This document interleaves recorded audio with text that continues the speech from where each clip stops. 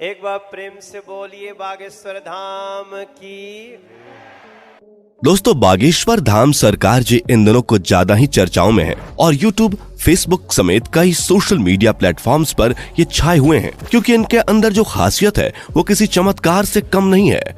कई लोग तो इन्हें साक्षात भगवान मान रहे हैं क्योंकि ये लोगों के झूठ का पर्दाफाश करने से लेकर भूतों को भगाने तक ये सभी काम चुटकियों में कर देते हैं। और अब तो मनोज तिवारी से लेकर अमिताभ बच्चन और यहाँ तक कि मोदी जी भी इनके फैन है। कहा तो यहाँ तक जाता है कि बागेश्वर सरकार का एक अदृश्य सेनापति है जो भूतों को भगाने में इनकी मदद करता है। तो क्या है बागेश्वर सरकार की असल सच्चाई, आइए जानते हैं इस वीडियो में। दोस्तों, यूं तो हमारे देश में कई बाबा आए और कई गए, कई सारे लोगों ने उनके आश्रम में माथे टेके, यहाँ तक कि बड़े बड़े फिल्मी सितारों ने भी इनके दरबार में अपनी हाजिरी लगाई। लेकिन इस समय जो प्रसिद्धि बागेश्वर महाराज जी को मिल रही है वो आज तक किसी को नहीं मिली है। लंबे लंबे बालों वाले, माथे पर चंदन और अक्सर सर पर पगड़ी बांधे नजर आने वाले बागेश्वर धाम सरकार जी की बात ही कुछ और है। और इस चीज का सबसे बड़ा सबूत बड़े बड़े फिल्मी सितारों का इनके दरबार में आके इनके प्रवचन और गीत सुनना है। फिर चाहे मोदी सरकार के सबसे दिग्गज नेता मनोज तिवारी हो या फिर साउथ इंडियन फिल्म इंडस्ट्री के सुपरस्टार सुमन तलवार, जिन्होंने बागेश्वर धाम आकर बाबा के नाम पर ठुमके भी लगाए और हाथ जोड़कर नमस्कार भी किया। अभी हाल ही में सदी के महानायक अमिताभ बच्चन जी की एक वीडियो बहुत ज्यादा वायरल हो रही है जिसमें वो बैठकर बाबा के कीर्तन का आनंद ले रहे हैं। लेकिन दोस्तों, ये एक रात का चमत्कार नहीं है बल्कि इसके पीछे एक ऐसे बच्चे की कहानी छुपी हुई है जिसके संघर्ष के बारे में जानकर आपके भी होश उड़ जाएंगे। हजारों की संख्या में लोग अपनी मनोकामनाओं को पूरा करवाने और अपनी तकलीफों को दूर भगाने के लिए बागेश्वर धाम दर्शन के लिए पहुंच जाते हैं और ये सब कुछ मुमकिन हो पाया है बागेश्वर धाम जी के चमत्कारों की वजह से। कहा जाता है कि स्वयं हनुमान जी की कृपा बागेश्वर बाबा के ऊपर बनी हुई है और उन्हीं की असीम शक्तियां हैं जिनकी सहायता से बागेश्वर धाम सरकार किसी के भी मन की बात को जान लेते हैं और उसके बताने से पहले ही कागज पर उसकी समस्याएं लिख देते हैं, जिसके कई सारे प्रमाण आपने इनके वायरल वीडियोस में देखे ही होंगे। स्टेज पर आकर जब कोई अपनी परेशानी बताता है तो बागेश्वर महाराज उसे पहले से ही लिखे हुए पर्चे को पढ़ने के लिए कहते हैं, जिसे देखकर भक्तगण पूरी तरह से आश्चर्यचकित रह जाते हैं क्योंकि उन्होंने अभी तक अपनी दुखों को और परेशानी को बाबा को बताया भी नहीं था। उससे पहले ही उनके बारे में बाबा पर्चे पर लिख चुके थे, जिसके बाद बाबा सभी के सामने परेशानियों का हल बताते हैं और भक्तों को ये विश्वास दिलाते हैं कि उनकी परेशानियां दूर हो जाएंगी। लेकिन दोस्तों, आपको बता दें कि बागेश्वर धाम काफी सख्त मिजाज के भी हैं क्योंकि अगर कोई इनके सामने झूठ बोलता है या फिर गलत नीयत के साथ अपनी इच्छाएं लेकर पहुंचता है तो ये उसकी पोल खोलने में भी कोई कसर नहीं छोड़ते। लेकिन ज्यादातर इनके पास परेशान लोग ही आते हैं। इनमें से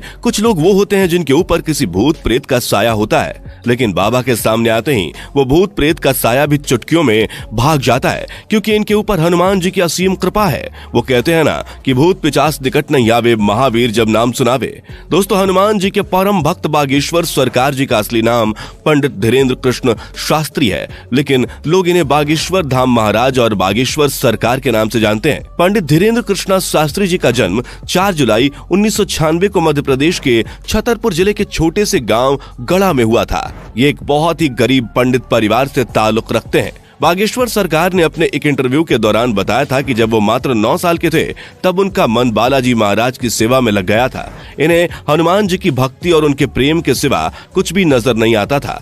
बागेश्वर महाराज जी का कहना है कि हनुमान जी की भक्ति और उनकी कड़ी साधना का ही परिणाम है कि उन्हें ऐसी सिद्धियां प्राप्त हुई हैं जिनकी वजह से वो लोगों की सहायता कर पाते हैं। असल में इन्होंने अपनी शुरुआती शिक्षा अपने दादाजी के साथ रहकर प्राप्त की थी। कहा जाता है कि इनके दादाजी भी अपने समय के बहुत बड़े विद्वान शास्त्री हुआ करते थे और उन्हें भी दिव्य शक्तियां प्राप्त थीं। इनके दादाजी भी दिव्य दरबार लगाकर लोगों की समस्याओं का हल करते थे।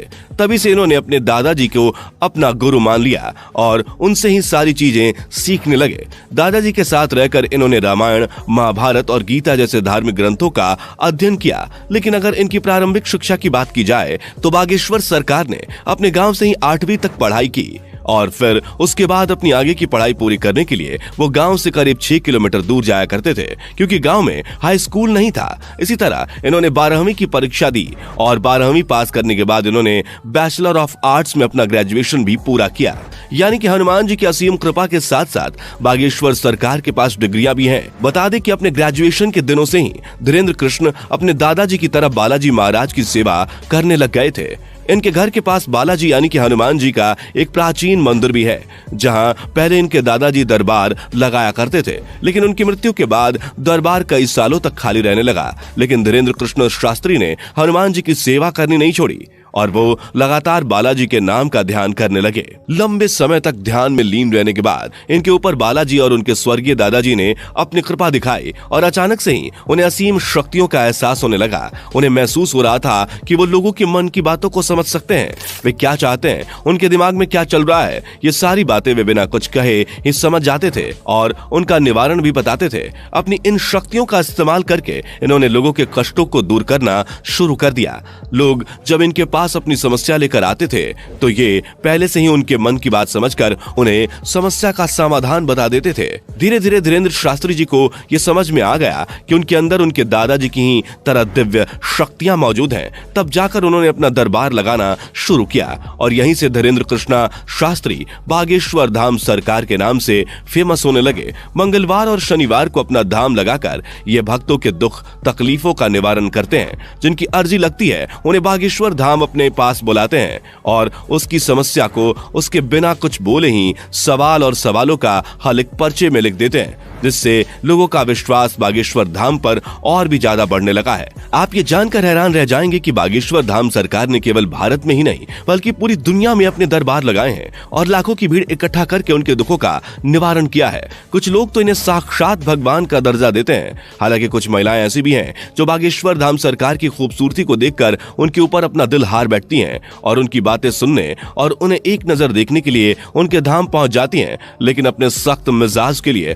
मशहूर बागेश्वर महाराज जी का ध्यान इस तरह की चीजों पर बिल्कुल भी नहीं जाता। वैसे दोस्तों, हमारे देश में जहां बाबाओं और तांत्रिकों की छवि इतनी ज्यादा खराब हो गई है, जिनमें से आधे से ज्यादा तो जेल की हवा खा रहे हैं, जैसे ही जनता किसी बाबा पर अपना विश्वास दिखाती है वैसे ही उसके काले कारनामों का चिट्ठा खुलने लगता है, जिस वजह से लोग अब इन चीजों पर विश्वास करने से घबराने लगे हैं। इस माहौल में अगर कोई 26 वर्षीय शख्स अपनी दिव्य शक्तियों से लोगों को हैरान कर दे तो दुनिया के मन में सवाल तो उठेंगे ही और इन्हीं सवालों का जवाब ढूंढने के लिए कई मीडिया कर्मी भी बाबा के दरबार में चोरी चुपके जा चुके हैं ताकि वो बागेश्वर धाम की सच्चाई जान सकें। लेकिन इतने सारे स्टिंग ऑपरेशंस के बाद भी कोई जान नहीं पाया कि आखिर कैसे बागेश्वर महाराज लोगों के मन की बात जान लेते हैं, क्योंकि कई सारे जो नए लोग दरबार में आए होते हैं उनकी अर्जी लग जाती है और जब वो बाबा के सामने जाते हैं तो उनके मन की सारी बातें बाबा पहले से ही लिख चुके होते हैं। इस तरह की चीजें देखकर मीडिया कर्मियों के भी होश उड़ गए